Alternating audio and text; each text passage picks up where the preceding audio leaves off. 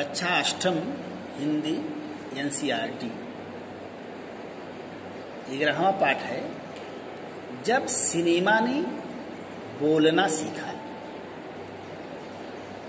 प्रदीप तिवारी जी द्वारा रचित निबंध जब सिनेमा ने बोलना सीखा शीर्षक में लेखक यह बताता है कि वे सभी सजीव हैं, सांस ले रहे हैं, 100% बोल रहे हैं। 78 मुर्दा इंसान जिंदा हो गए, उनको बोलते बातें करते देखो। देश की पहली सबाक बोलती फिल्म आलम आरा के पोस्टरों पर विज्ञापन की एक पंक्तियां लिखी हुई थी। 14 मार्च 1931 की वह ऐतिहासिक तारीख भारतीय सिनेमा में बड़े बदलाव का दिन था। इसी दिन पहली बार भारत के सिनेमा ने बोलना सीखा था। इसके पूर्व जो फिल्में बनी हुई थी वह मूक फिल्में बनी हुई थी। पहली बोलती फिल्म आलम आरा बनाने वाले फिल्मकार थे अर्देशियर एम ईरानी। अर्देशियर ने 1929 में हॉलीवुड की एक बोलती फिल्म सोबाट देखी और उनके मन में बोलती फिल्म बनाने की इच्छा जगी। पारसी रंगमंच के एक लोकप्रिय नाटक को आधार बनाकर उन्होंने अपनी फिल्म की पटकथा बनाई। इस नाटक के कई गाने ज्यों के त्यों फिल्म में ले लिए गए। एक इंटरव्यू में अर्देशियर ने उस वक्त कहा था, हमारे पास कोई संवाद लेखक नहीं था, गीतकार नहीं था, संगीतकार नहीं था। इन सब की शुरुआत होनी थी। अर्देशियर ने फिल्मों के गानों के लिए स्वयं की धुन चुनी। फिल्म के संगीत में महज 3 वाद्य तबला, हारमोनियम और वायलिन का इस्तेमाल किया गया।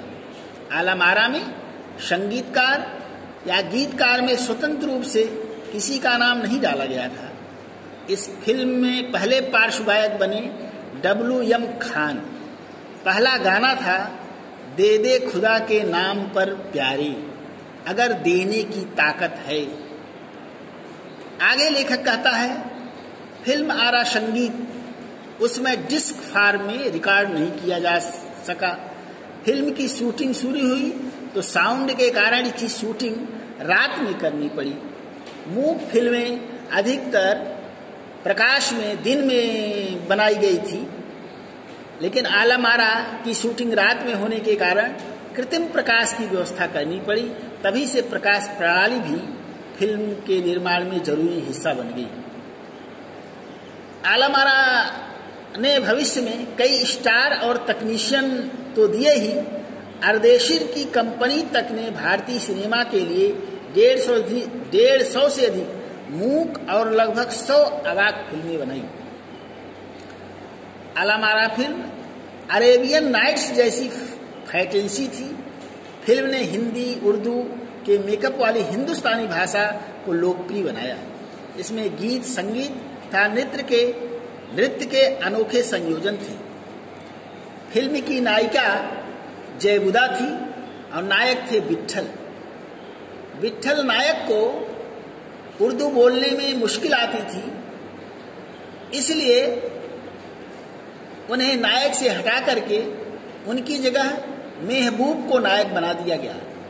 विट्ठल नाराज हो गए और उन्होंने अपना हक पाने के लिए मुकदमा कर दिया। मुकदमे की पैरवी मुकदमा मोहम्मद अली जिन्ना ने लड़ा, जो तब के मशहूर वकील हुआ करते थे। विट्ठल मुकदमा जीते और पहली बोलती फिल्म के नायक बने। यह फिल्म 14 मार्च 1931 को मुंबई के मैजेस्टिक सिनेमा में प्रदर्शित हुई। यह फिल्म 8 सप्ताह तक हाउसफुल चली और भीड़ इतनी उमड़ती थी कि पुलिस के लिए नियंत्रण करना बहुत मुश्किल हो गया था। यह फिल्म 10,000 फुट लंबी थी और इसे 4 महीने की कड़ी मेहनत से तैयार किया गया था। साबाक फिल्मों के लिए पौराणिक कथाओं, पारसी रंगमंच के नाटकों, अरबी प्रेम कथाओं को विषय के रूप में चुना गया था। इसके अलावा कई सामाजिक विषयों वाली फिल्में भी बनी। ऐसी एक फिल्म थी खुदा की शान। इसमें एक किरदार महात्मा गांधी जैसा था। इसके कारण साबाक सिनेमा को ब्रिटिश प्रशासकों की तीखी नज़र का सामना करना पड़ा। साबाक सिनेमा के दौर की शुरुआत करने वाले निर्माता निर्देशक अर्देशियर इतने विनम्र थे कि जब 1956 में आलम आरा के प्रदर्शन के 25 वर्ष पूरे होने पर उन्हें सम्मानित किया गया। उन्हें भारतीय साबाक फिल्मों का पिता कहा गया तो उन्होंने मौके पर कहा, मुझे इतना बड़ा खिताब देने की जरूरत नहीं है, मैंने तो देश के लिए अपने हिस्से की जरूरी योगदान दिया था। जब पहली बार सिनेमा ने बोलना सीख लिया, सिनेमा में काम करने के लिए पढ़े लिखे अभिनेताओं अभिनेत्रियों की जरूरत भी शुरू हुई, क्योंकि अब संवाद भी बोलने थे। सिर्फ अभिनय से काम नहीं चलने वाला था। मूक फिल्में के दौर में तो पहलवान जैसे शरीर वाले, स्टंट करने वाले, उछल कूद करने वाले अभिनेताओं से काम चल जाया करता था। अब उन्हें संवाद बोलना था और गायन की प्रतिभा का कद्र भी होने लगा था। इसलिए आलम आरा के बाद आरंभिक साबाक दौर की फिल्मों में कई गायक अभिनेता बड़े पर्दे पर नजर आने लगे थे। हिंदी उर्दू भाषाओं का महत्व बढ़ा। सिनेमा में देह और तकनीक की भाषा की जगह जन प्रचलित बोलचाल की भाषाओं का दाखिला हुआ। अभिनेताओं अभिनेत्रियों की लोकप्रियता का असर उस दौर के दर्शकों पर भी खूब पड़ा।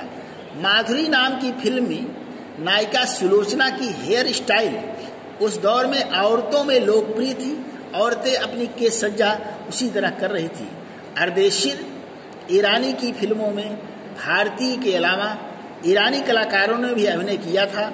स्वयं आलम आरा भारत के अलावा श्रीलंका, बर्मा और पश्चिम एशिया में पसंद की गई। भारतीय सिनेमा के जनक फाल्के को साबाक सिनेमा के जनक अर्देशीर ईरानी की उपलब्धि को अपनाना ही था, क्योंकि वहां से सिनेमा एक नया युग शुरू हो गया था। इस प्रकार फाल्के सिनेमा के जनक और अर्देशीर साबाक फिल्म के जनक माने जाते हैं। भारतीय इतिहास में फिल्मों ने हिंदी को ऊंचाइयों तक पहुंचाया। प्रदीप तिवारी की यह रचना इस बात का संदेश देती है।